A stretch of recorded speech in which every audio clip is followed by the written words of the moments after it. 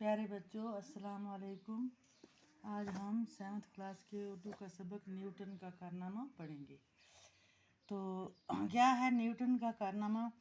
तो लिखते हैं, हमारे नसरनिगार दरख्तों से फल गिरते किसने नहीं देखे, मगर जब सेब का एक टुकड़ा न्यूटन के सर पर पड़ा तो इंसानी इल्म और फ़िक्र की तारीख का एक नया बाब खुल गया। क्योंकि इस वाक़या से साइंसदान ने कशिश शकल के वो असूल अख़ज़ किए जिन्होंने आजकल की साइंस के इस अरे हदोहाल की तरबियत की। मॉडर्न साइंस जैसे गैलीलियो और इसके पेशवरों ने अपने होंठ से सींचा था, न्यूटन तक पहुँचते हुए एक तनावर पौधा बन गया जिसकी मज़ीद नशोनुमा को नासाजगार हवा के झोंकों से कोई खतरा न रहा। न्यूटन के अहद में रियाजी, नजूम, सितारों का इल्म और फिज़िक्स जैसी इल्म बलूगत को पहुँचे। 1642 में जब रोम की जेल में गैलीलियो दम तोड़ रहा था, इंग्लैंड के एक छोटे गांव में बाप की वफ़ात के बाद एक बेवा माँ के बतन से एक ज़माना हाज़िर का बाबा साइंसदान एक लागर और बीमार बच्चे की शक्ल में इस दुनिया में वारद हुआ। माँ की दोबारा शादी पर इसकी परवरिश इसकी दादी ने की। नए खामद की वफ़ात के बाद माँ ने उसे वापस बुला लिया। इस वक्त न्यूटन 14 साल का था। वो कभी मशीनों के नमूने बनाकर खेलता, कभी शायरी पर कलम आजमाई करता और कभी कमरे की दीवारों पर कोयले से तस्वीरें बनाता, मगर इसकी माँ इसे फ़नकार बनाना चाहती थी, ना कि साइंसदान। इसे पढ़ाई छुड़ाकर खेत के काम में लगा दिया गया। एक बार इसके चाचा ने इसे काम से फरार होकर चोरी छुपे किताबें पढ़ते देख कर कहा, तुम आवारागर्द बनोगे या ज़हीन तरीन इंसान। चचा के कहने पर इसकी माँ इसे मज़ीद तालीम के लिए कैम्ब्रिज भेजने के लिए रजामंद हो गई, जहाँ 4 साल बाद 23 साल की उम्र में इसने BA की डिग्री हासिल की। तो कहते हैं ये सबक है न्यूटन का कारनामा। क्या है कारनामा?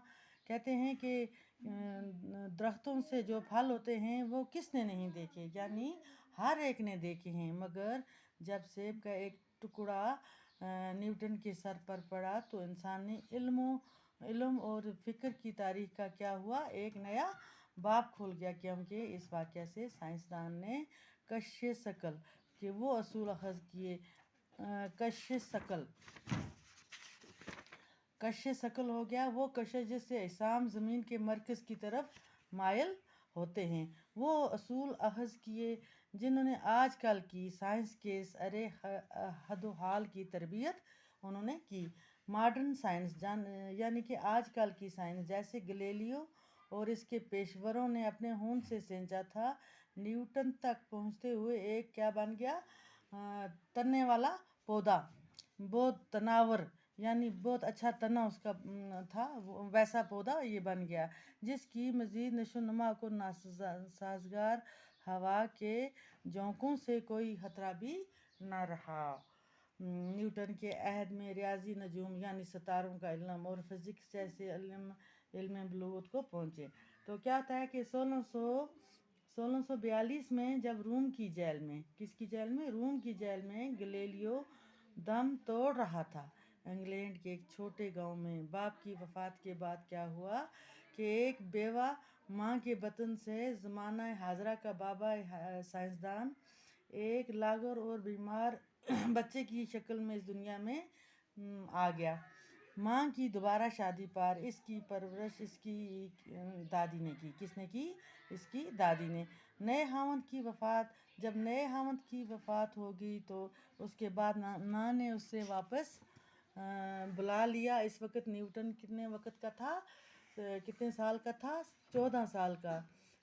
वो क्या करता था, वो कभी मशीनों के नमूने बनाकर खेलता और कभी शायरी पर कलम आजमाई करता, यानी शायर बनने की कोशिश करता, और कभी कमरे की दीवारों पर कोयले से क्या बनाता, छोटी छोटी तस्वीरें।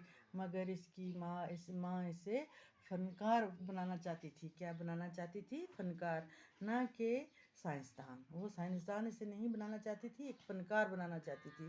اس سے پڑھائی چھڑا کر کھیت کے کام میں لگا دیا۔ کیا کیا اس کی ماں نے؟ پڑھائی سے چھڑا کر کھیت میں، یعنی وہ کھیتی باڑی کرنے لگا۔ ایک بار اس کے چچا نے اسے کام سے فرار ہو کر چوری چھپے کتابیں پڑھتے دیکھا، یعنی چھپ چھپ کر کیا کرتا تھا؟ کتابیں پڑھتا تھا۔